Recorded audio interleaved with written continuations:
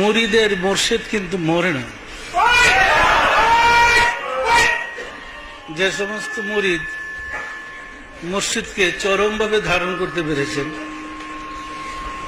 তাদের মুর্শিদের মুরিদের কাছে মৃত্যু নেই। এই কথাটা বলছি এই কারণে, আপনারা জানেন আমার মুর্শিদ ইমাম শাহ চন্দ্রপুরী রহমতুল্লাহ আলাইহি প্রায় 30 বছর হবে, আজ থেকে প্রায় 30 বছর আগে ওফাত লাভ করেছেন। তো মুর্শিদের তো মুরিদের সাথে সম্পর্ক থাকে, প্রতি সময় প্রতি মুহূর্তে।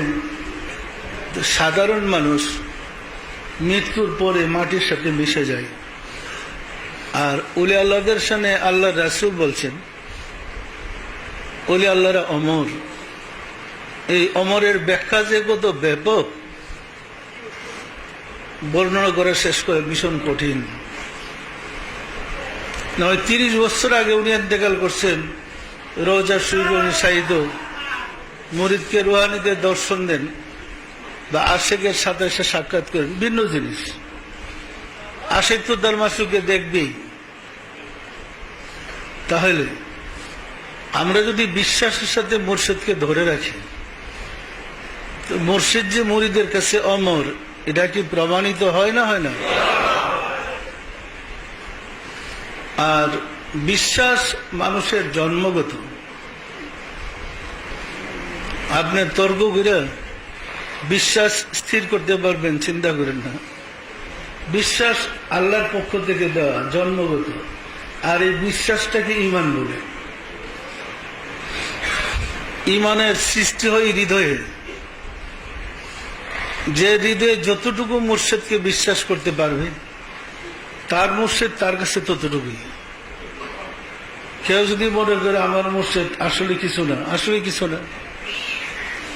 কেউ যদি মনে করে আমার মুর্শিদ আমার সব, আসলে তার জন্য সব।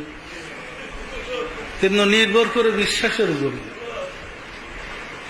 সাধনার পথে বিশ্বাসের সিঁড়ি বেয়ে আমাদের রাব্বুল আলামিনকে পেতে হবে। রাব্বুল আলামিনকে পেতে হলে বিশ্বাসের সিঁড়ি বেয়ে মুর্শিদের মাধ্যমে, রাসূলের মাধ্যমে আল্লাহর কাছে যেতে হবে এবং রাব্বুল আলামিনকে লাভ করতে হবে। মনে রাখতে হবে যে বিশ্বাসের নামই ঈমান। আমরা যে পরিমাণ বিশ্বাস করতে পারি সে তেমনই। এবং জগতে এমন কোনো ঘটনা নেই যা আল্লাহ করতে পারে না, আছে নাকি? জগতে এমন কোনো ঘটনা নেই যা আল্লাহ করতে পারে না।